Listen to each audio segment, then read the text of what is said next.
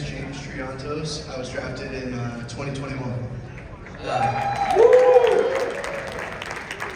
Matt Shaw, drafted in 2023. I'm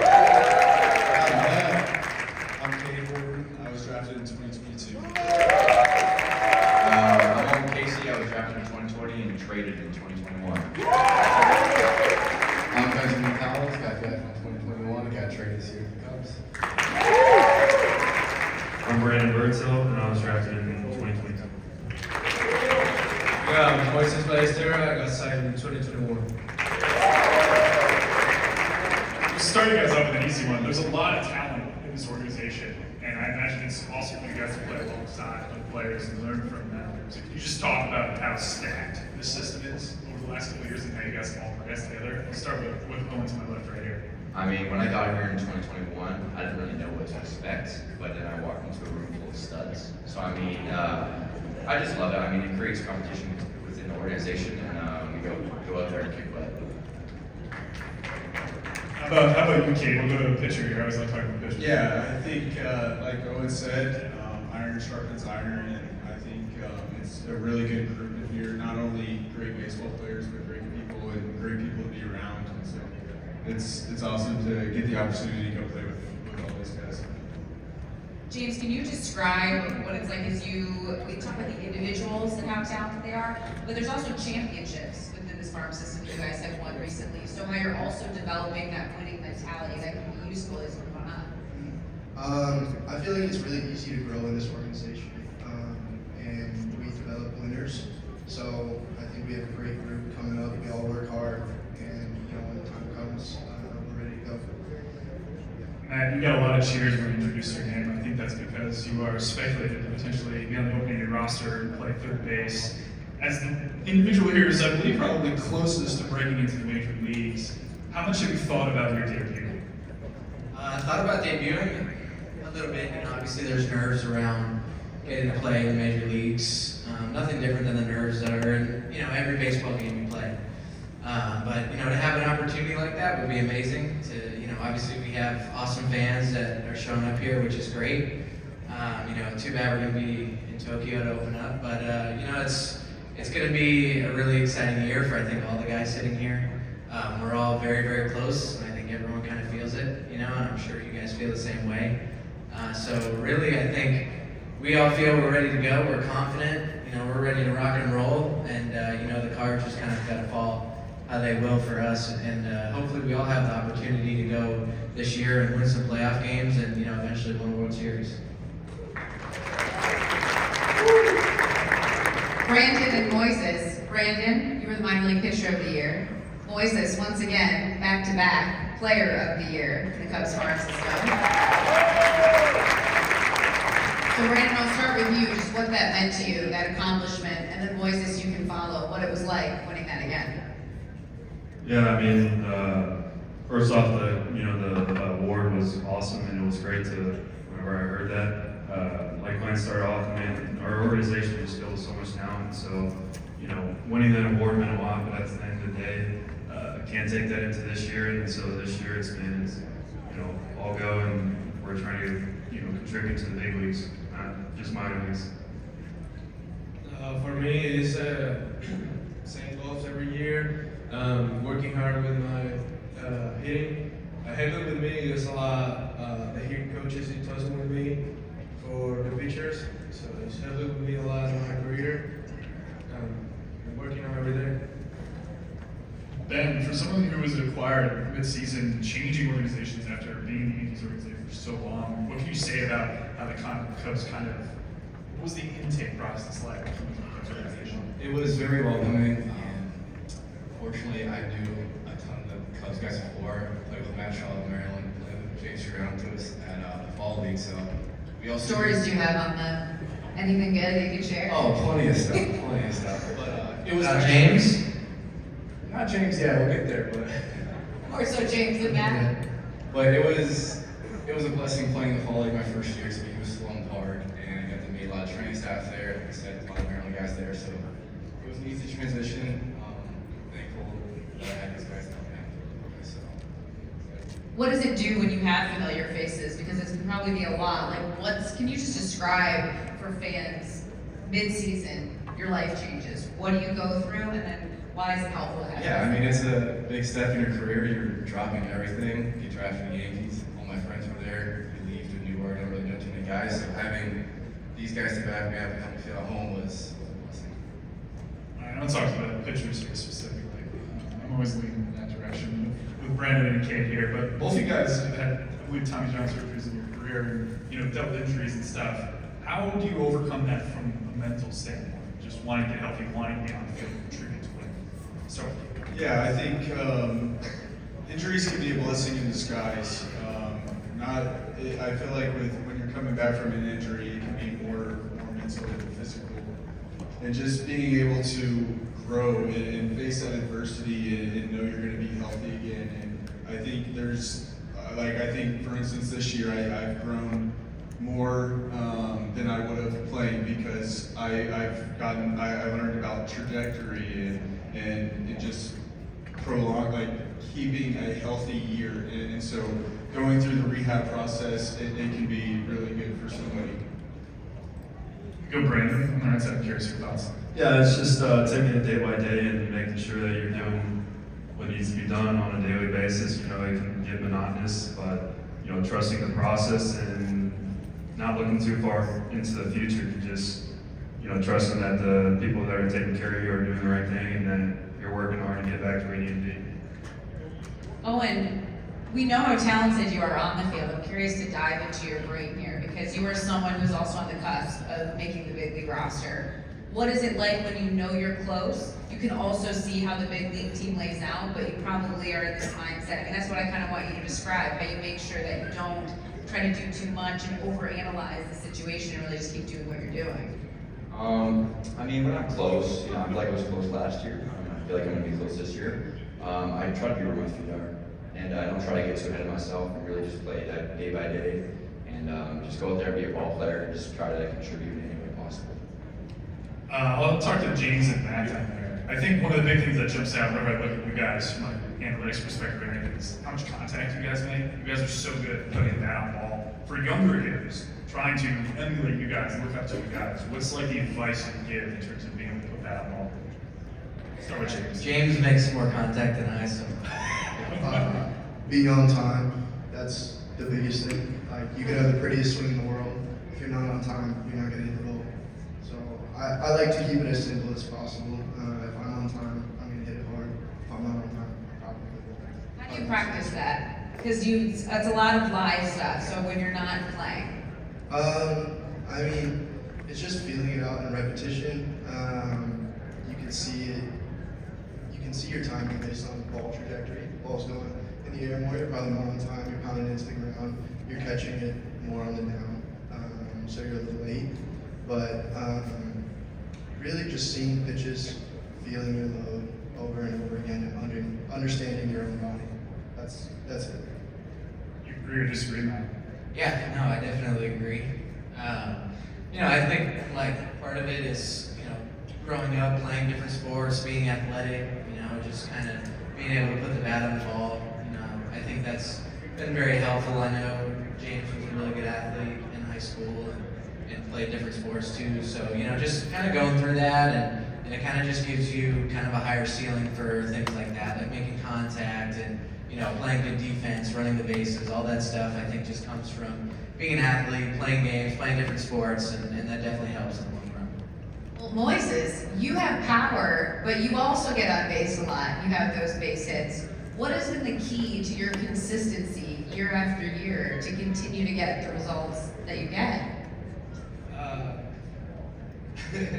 That was really fun, but I remember my hitting coach, Marco Romero, told me every time he said, hey, put the ball in the ground in the outfield, you got basic every time. So easy, that's just what you do. Yeah, so Great. I got hit the ball. You do it. Yeah. Hey, is it the wiggle? What can we call it? Show everyone your celebration. Yeah. Do you have a name? We call it the wiggle.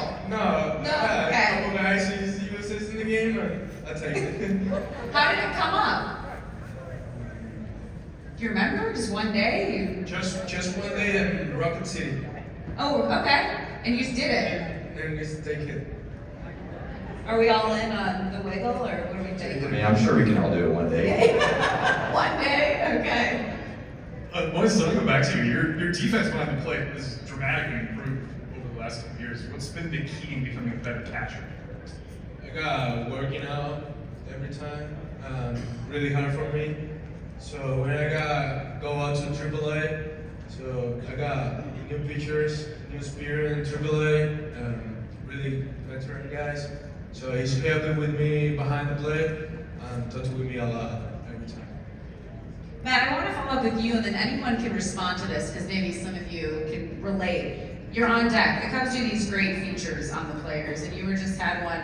I like when you said, I wasn't good in high school. Like, I hit 300, but like, you know, really good high school players. These guys, maybe some are hitting 600 or something. Can you describe, yeah, I think you used him as an example. Can you describe, like, going through that early, how that really motivates you, what it teaches you early on? Because you're not always going to have success in this game, and so almost how it could benefit you. Yeah, I mean, I think you said it right when you just said, like, you're not always going to have success in this game. And, you know, starting off with, you know, 300 is okay. It's not 600, but it's okay. But, you know, I think, like, you learn a lot about yourself during those times. You know, you grow a lot. You know, you figure out who you are as a person, as a baseball player.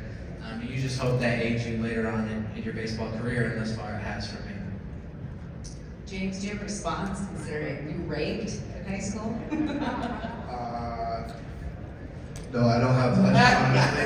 I worked hard too in high school, and you know, whatever happened, happened.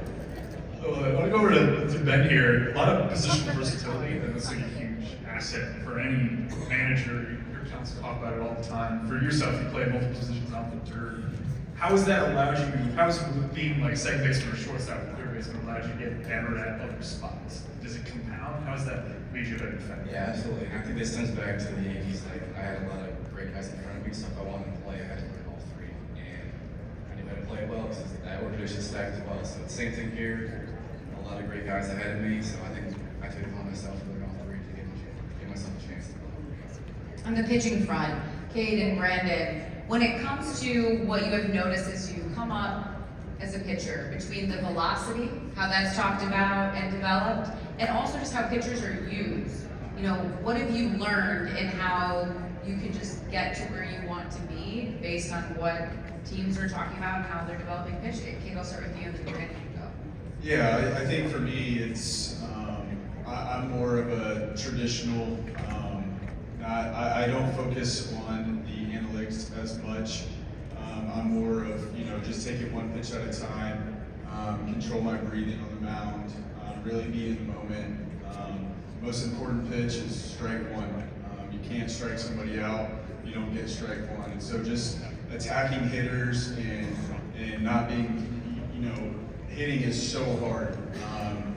The best hitters hit 300. And so just knowing those numbers and using it to my advantage, like let them put it in play. There's probably going to be somebody there to field it. And so that's how I go about it.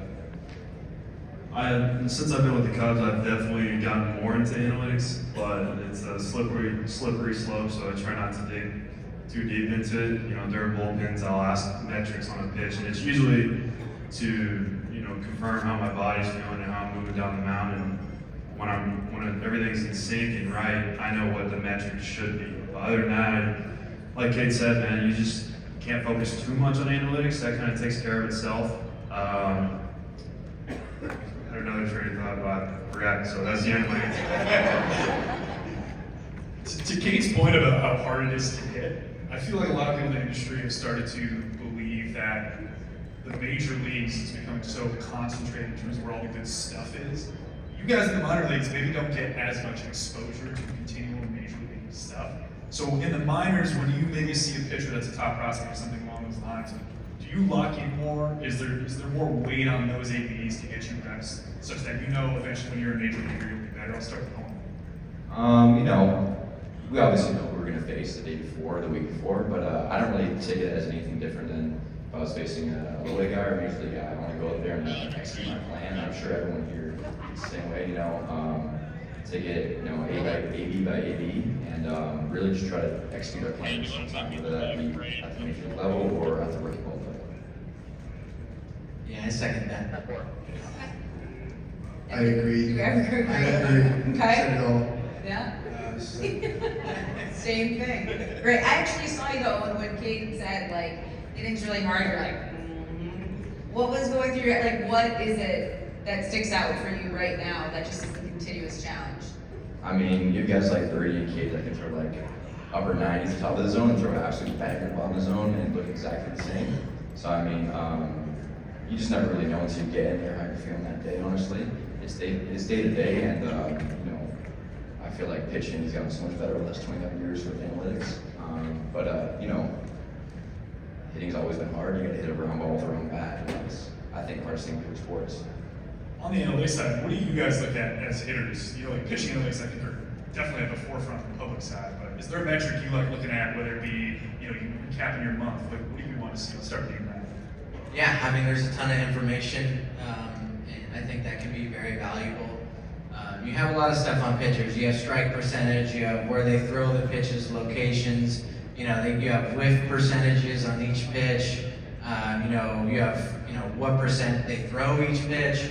So there's a ton of information out there, and, you know, you just, as a player, you have to figure out pick and choose what you want to use for that given day. But for the most part, when you dive into the analytics of a pitcher, you can at least have a general plan on what's going on that day. And I think that's really helpful with analytics. You know, what pitch you want to look for, what zone you want to look for it in, how that pitch is moving based on the arm slots, and et cetera. So the analytics is definitely extremely helpful to kind of develop a plan as a hitter. And I think pitchers do a similar thing. They develop a plan as a pitcher looking at hitters.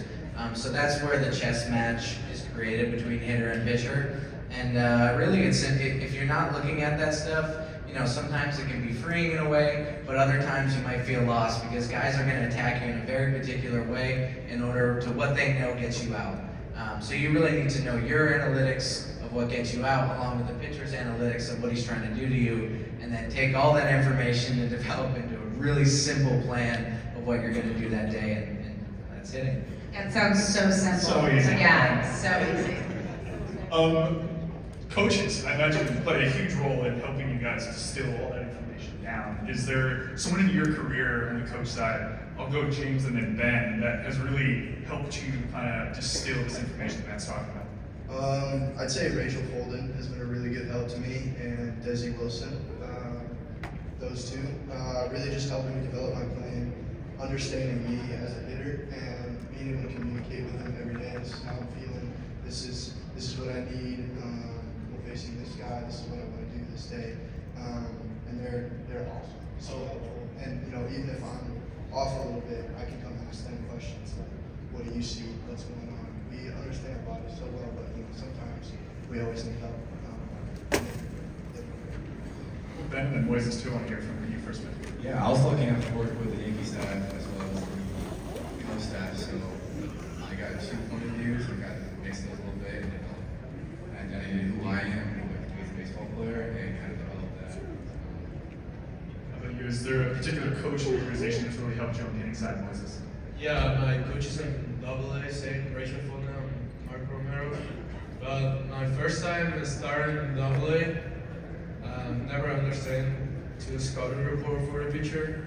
So helping with me a lot. What percentage is strike, what pitch is using to strike or strike now or whatever. So helping with me a lot. The rest of the season is understanding to scouting report. Kind of in a different way, some coaches you can run into here, and that is former players, or maybe even current players. So I'm going to start with you, Matt, because I know that you talked to Ryan Sandberg, and he said that you didn't really get to the point where you got maybe some tips and or advice, but just what do you pick up on when you get to have those conversations?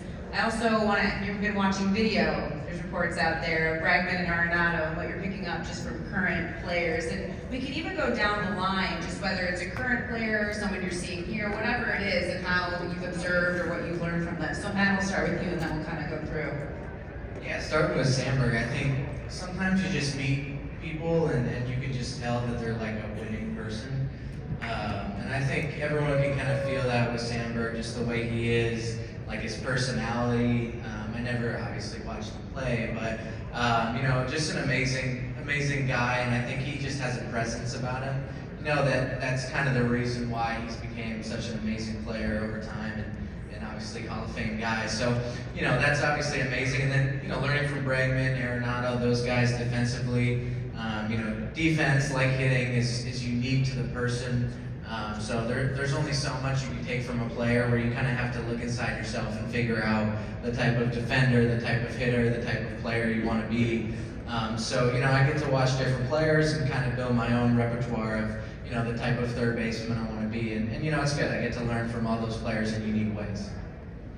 James, what about you? Anyone here that you met or? I got a second to talk to Fergie Jenkins for a little bit, and he was awesome. Just, you know, it was pretty brief, but amazing human being. Took the time, shook his hand. You know, that was a pretty cool experience for me. Yeah, I think, you know, when I look at, you know, former players and current players, they all have something in common, and it's they have confidence in themselves and they believe in what they do, and so it's cool to watch and see and learn from those guys and pick their brains on you know, how to become a better baseball player on and off the field. There's just like a certain professionalism about them, and the way they go about their business is different. Yeah, I mean, when I played for the WBC in Canada, I got to talk to guys like Larry Walker, Freddie Freeman, Tyler O'Neill, and I cherish every moment of that. I mean, Larry Walker, like Hall of Famer, you know, he's a Canuck like me, but I really just look at it as a great learning experience, and I take everything for granted, because millions of people would love to be in my shoes, and when you talk to guys like that, like he said, they just go about their day a certain way and have that certain professionalism, so everything they tell you, we really try to soak in. Yeah, being a part of two great organizations is huge. I had a chance to meet Nick Swisher a bunch, and he was a The Chicago fans know the White Sox. I mean, we know them. I didn't say we like them.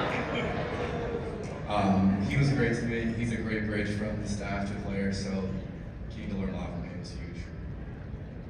Kyle Hendricks, shout out to the professor. Man, he was from the minute I got to the complex after the draft, he was actually rehabbing. Man, he's just one of the most down-to-earth guys, and literally drop whatever he's doing to talk to you. I got to talk to him a bunch, and I really sucked it in, you know, being in AAA whenever we get rehab guys. And, you know, one guy that sticks out is Julian Merriweather, picking their brains. I'm probably borderline annoying with him, asking too many questions, but man, just listening to those guys and learning from those guys definitely helps simplify things. You realize, like, the best of them, they simplify things. So anytime I get to be around any of them, I ask questions and I soak it in. My first year in Arizona, I got with Wilson Contreras. I love watching him play. What's some advice? Was it hitting or catching or both? Both. I like both. Anything that stuck out to you? Everything.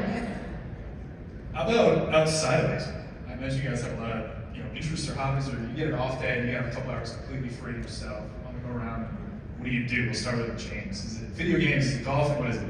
I was gonna say golf. Get a group to go golf. Go play a team. That'd be fun always. Who's the best golfer in the Oregon minor league side? Good question. Who is? I have no idea, honestly. Are you up there as well? It's not me. We're all pretty bad, so. How about you, Matt? Yeah, I got my fiance sitting over there in the crowd somewhere, and you know, we have a dog, Bear. Yeah, you can clap for her.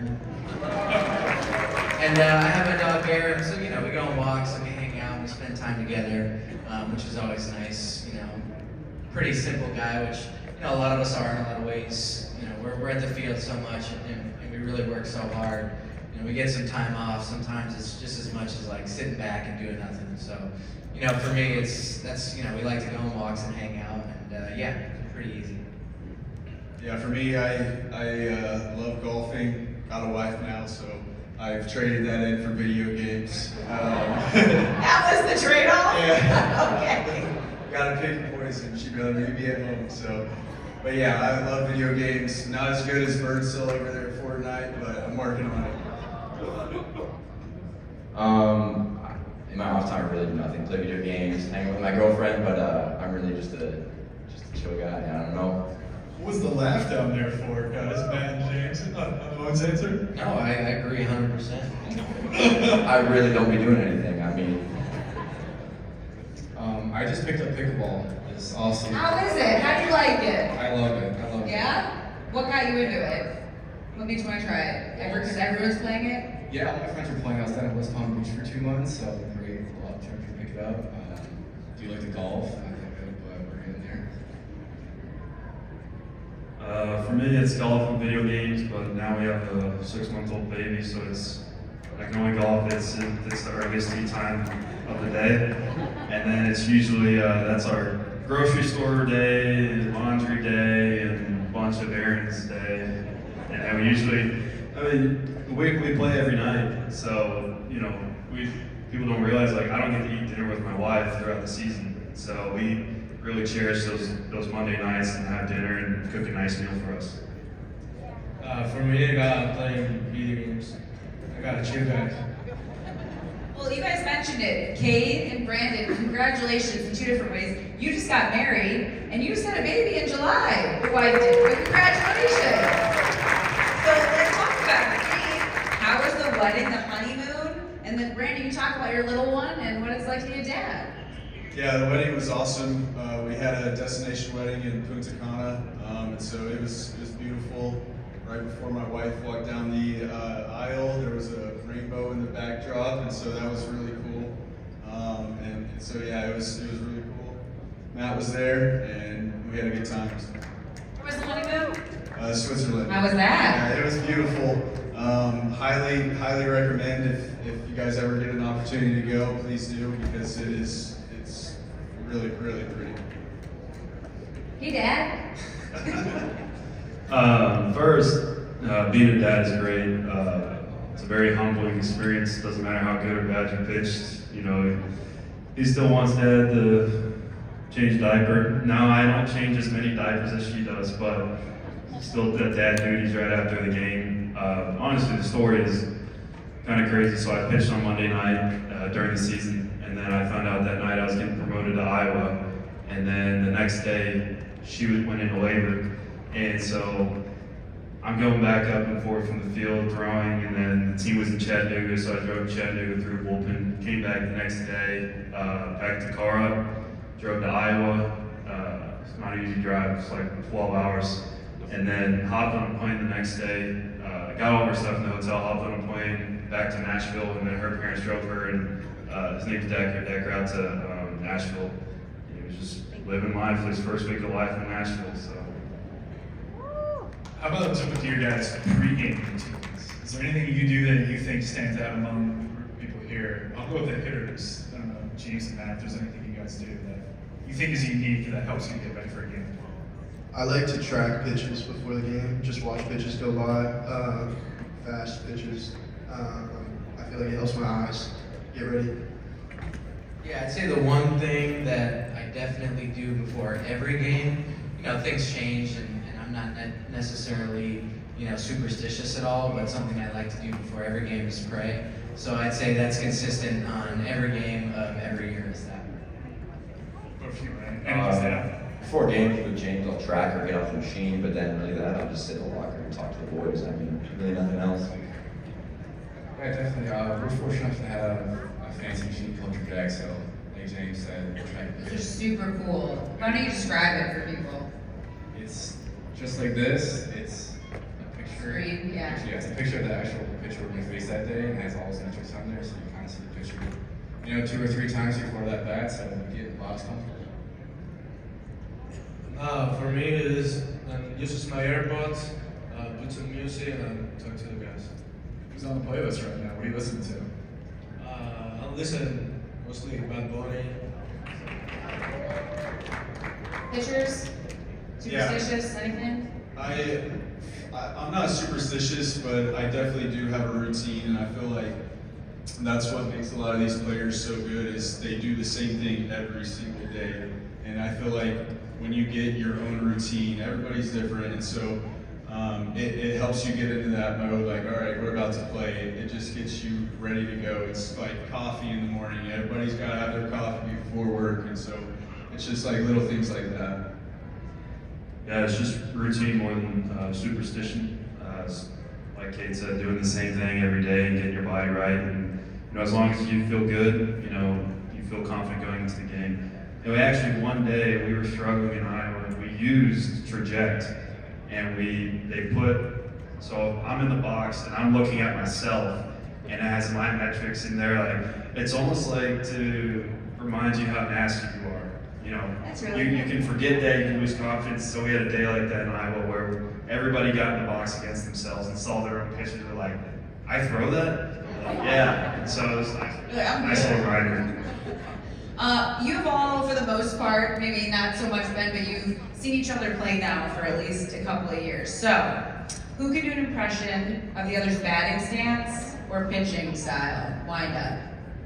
Because Matt, you're pretty unique. James, who can do, or Kate, anyone, someone impersonate someone else? You guys gotta know each other's stance.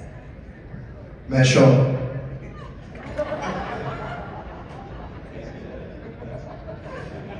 Big leg kick. Nice. Close stance. And down. Chin down. Yeah, don't do that. Oh yeah, I forgot. Matt, where did the leg kick come from? Where did that originate? I've always had a leg kick forever since I was a little kid, so just stay consistent. Lefty and righty. Lefty and righty. He switch hit as well in high school. Yeah. Anyone else? Owen, I feel like you've got something in you. Oh my gosh, I'll do Mo over here. Okay. He kinda Yes, just- thank you. Whatever. He kind of goes like this. He rocks back. What? Can you do the wiggle? What? Oh, what? Wiggle. That's a double in the gap. Moisés, do you know anyone's? Can you? Okay. Yeah, I got Owen. Okay.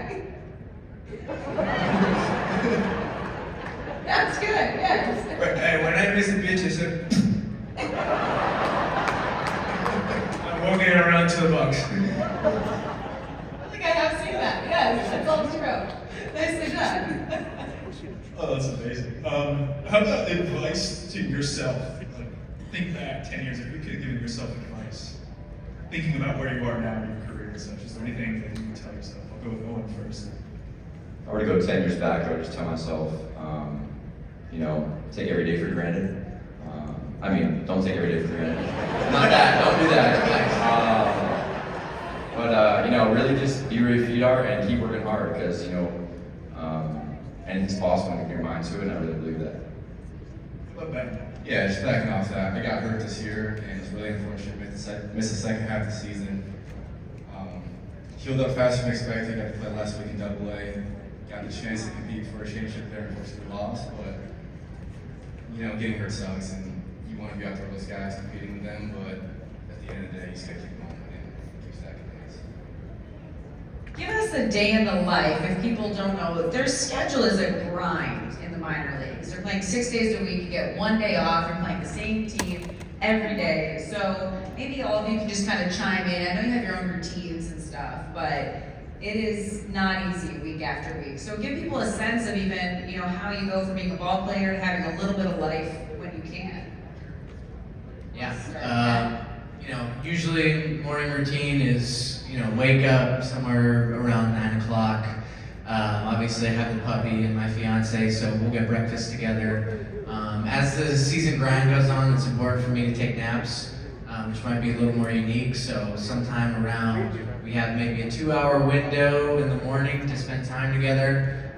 Then maybe 11:30, 12, I'll take a 30 or 45-minute nap. By the time I wake up from that, I'm already headed to the field, somewhere around 12:31. And then obviously you're at the field all day. The game's at 7, ends at 10. You get back at 11, and honestly, by the time I get back, I have just about enough time to eat, take my dog out to go to the bathroom, and then go to bed. So, I'm in bed by like 11:15. So, most days in the season, if we have a game that night, I probably have between an hour and a half to 2 hours, on my own. That's not baseball time. And then everything else is baseball time. And obviously, I think everyone here who has a girlfriend, you know, or a fiance or wife that's with them can show their appreciation for how hard it is for them to travel in these different areas. I mean, it's really not a glamorous lifestyle, you know, in the minor leagues. We're not going to Chicago and New York City. You know, we're going to Chattanooga. I don't know if you guys ever been to Chattanooga, but it's really not super impressive. Sorry if anyone's from Chattanooga. But seriously, you know, it's really hard, and I think we're all very thankful that we have someone who's willing to do that with us, and that makes it a whole lot easier. Worst baseball field in America, but Oh, wow, we really don't like Chattanooga. The lookouts, right? Yeah. The Reds stuff. Yeah. Sorry, this is L Central. Don't worry about it. Oh, we got plenty more. What else?